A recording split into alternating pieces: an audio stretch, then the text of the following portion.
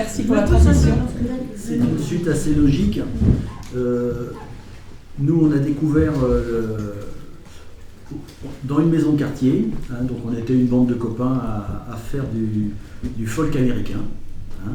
Alors, Pete Seeger, Woody Guthrie, c'est des références que je donne parce que finalement elles sont très importantes pour l'esprit et pour ce qui était fait. Donc nous, on apprenait des chansons en américain, mais on voyait que ça venait de chansons de travail, des choses comme ça, et que des choses qui étaient aussi écrites sur un fond ancien. Et bon, voilà, on a baigné là-dedans, et un jour, on se rend compte qu'en France, on peut peut-être aussi trouver des choses. Et donc avec ce qu'on avait vu, c'était le Bourdon qui était venu à Angers, là, on s'est dit, mais pourquoi pas trouver quelque chose localement. Hein, donc moi, je suis d'Anjou, hein, je suis de Trélazé, qui est la banlieue ouvrière et rouge de Trélazé, avec les ardoisiers, entre autres. Et puis mes autres camarades, il y avait Jean-Luc Lequelec, qui était lui plutôt de la Vendée. Et puis les frères Robin, dont Titi Robin, qui fait de la musique. Donc voilà, on était quelques-uns. Et on s'est dit, on va faire de la musique, on va essayer de trouver. Et on est parti battre la campagne, sans... c'était un petit peu comme tu dis, hein, on ne savait pas exactement. Moi, j'avais un voisin d'en face qui était de la Mayenne. Et puis eux nous ont donné une porte d'entrée vers des fermiers mayennais. Avant ça, on s'était tourné vers ce qui était supposé être les détenteurs de la tradition, c'est-à-dire les groupes folkloriques, hein, qui nous ont dit oh là là, il n'y a plus rien, de toute façon, nous on sait tout ce qu'il y avait, hein, d'ailleurs tout ce qu'on fait en spectacle, c'est voilà, il n'y a que ça, hein, il n'y avait que ça, et cherchez pas, c'est même pas la peine, il n'y a rien. Donc, voilà. Et on s'est rendu compte après qu'en fait il y avait comme partout des tonnes de choses, peut-être moins qu'ailleurs, mais bon, encore, je sais pas. Et puis que ce qu'ils faisaient en spectacle, ça n'avait pas grand-chose à voir en fait avec ce qu'on pouvait collecter. C'était leur répertoire, en fait, c'était des compositions de début du siècle, des années 1900.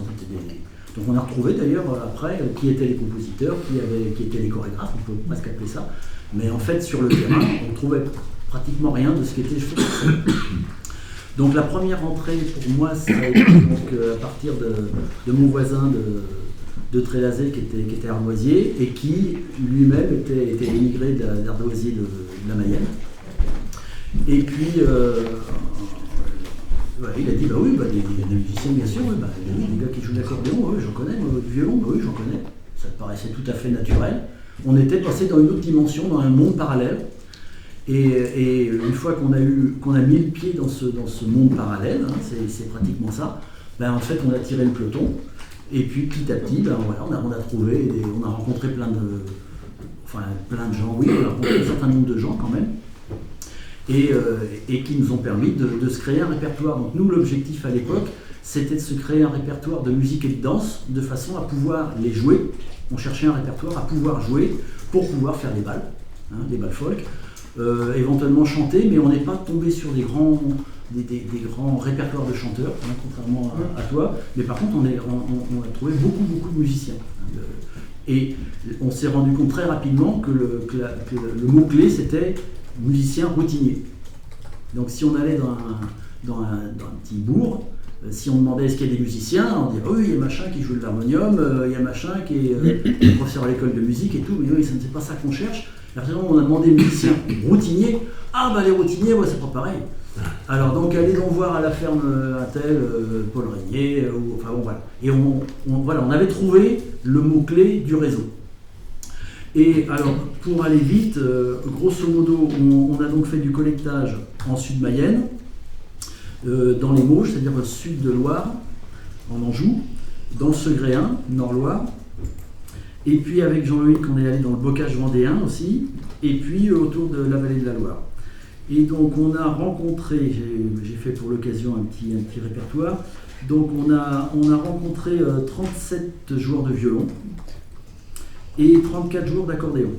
On aura sans doute cet après-midi l'occasion de revenir sur ces musiciens, voilà, etc. Mais enfin on a rencontré quand même pas mal, je pense pas mal de monde. Et en particulier, pour nous, ça a été des gens qui avaient un répertoire bien sûr, mais qui avaient un savoir-faire et une technique qu'ils pouvaient nous transmettre. Est-ce que tu pourrais juste nous préciser quelle année? Alors, à quel moment ça s'est passé? Entre 79 et 84, le gros quoi. D'accord. Le gros des collectes. Et si on revient après sur la question du déclencheur, en fait, alors tu as mentionné rapidement le bourdon, Ouais. je ne sais pas si on peut revenir un tout petit instant, alors ça, je me tourne à la fois vers Catherine et puis C'était en vers 72. Denis, sur le contexte qui vous a mis en relation le bourdon. Nous, on était des jeunes qui allions dans une maison de quartier. D'accord. On avait un lieu où on pouvait faire de la musique. C'était aussi bête que ça. Et puis il y avait une programmation, et dans cette programmation, il y a eu le bourdon. Alors là, il y avait aussi du folk américain d'ailleurs. La programmation, oui, avait comporté 3 groupes de folk parisiens, et pratiquement tous issus du bourdon ou proches. Et c'est vrai que c'était varié. Dans le groupe dont moi j'ai fait partie, il y avait outre John et moi, il y avait Philippe Fromont et sa femme Emmanuelle Barnard, Mary Rhodes, donc une américaine qui jouait du Zimmer et de la guitare, et Trunk on High. Il y avait des mecs que vous connaissez sans doute. Et donc on était des chefs dans ce profil de musique du monde, quoi. Mais par la suite, le groupe qui était après nous, je pense qu'il y a dû avoir Funibus. Oui, il y a eu Grand-mère Funibus Folk. Funibus, qui était une autre approche. Mais c'était le bourdon aussi, non? Ouais, c'était le bourdon Oui, aussi. c'était le bourdon. Mais il y avait un côté aussi très très créatif dans Funibus. Et puis le côté folk américain, nous qui était a priori ce qui nous intéressait au départ, on allait voir, donc il y avait Roger Mason, Steve Waring, Jack Trees, des gens qui ont été très très importants. Roger et Steve, Jack Trees, je l'ai pas fréquenté, mais Roger et Steve avaient été parmi les fondateurs du groupe. Et pour nous, l'état d'esprit, il est là, quoi.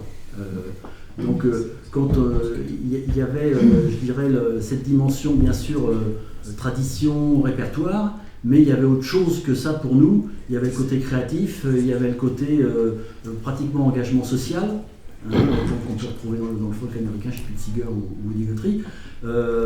Et puis, avec une veine que maintenant on pourrait qualifier de libertaire, une espèce de vent c'est possible et on peut s'approprier les choses à la fois en étant fidèle à ça et à la fois en faisant quelque chose de personnel. Et ça, moi personnellement, ça m'a beaucoup marqué et c'est dans cet esprit-là qu'on a fait de la musique tout le long et qu'on continue à le faire, quoi. La démarche a été toujours collective dans ce contexte de groupe? Oui, alors on n'était pas sur le groupe, on n'était pas forcément nombreux à faire du collectage. On était souvent 2 ou 3. Donc c'est essentiellement Jean-Luc Lequelec et puis moi. Après avec Michel Kerbeuf, dans les années 80. Michel Kerbeuf qui habitait en nord du département. Voilà, donc c'est essentiellement ces 3 personnes-là qui ont fait les collectages. Mais moi je ne suis jamais allé en collectage tout seul. Oui, jamais. C'était ça la question. Donc j'ai emmené des gens qui sont venus qu'une fois ou qui étaient la personne qui m'avait mis en relation, mais c'était aussi l'occasion de partager des choses. C'était pas uniquement partir au collectage, c'était notre vie, quoi. Tout notre temps libre était là. Moi je travaillais par ailleurs. On l'a toujours fait à titre bénévole. On a toujours financé les frais qu'on avait qui étaient très modestes, mais on le faisait avec la musique qu'on jouait, avec le groupe et les bords. Donc on faisait des balles, ça rapportait de l'argent, un petit peu, et puis avec cet argent, on réussissait à avoir un magnétophone, pas d'excellente qualité, des bandes, malheureusement pas d'excellente qualité non plus, après un petit peu de matériel vidéo. Voilà, mais on s'est toujours autofinancé, puisque les rares fois où on a demandé de l'aide, on nous a dit qu'on était bien gentils, mais qu'on était quand même des rigolos.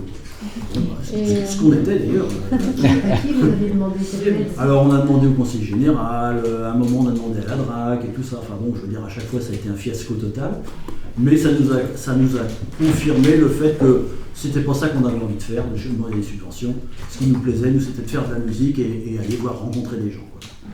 Et quand j'ai été contacté par François, à un moment, tu as dit, oui, vous avez une espèce de frustration, peut-être. Enfin, tu s'étais gentiment tourné, mais il y avait un peu ça. On n'a pas eu de frustration parce qu'on a tout de suite compris que de toute façon, c'était pas notre monde.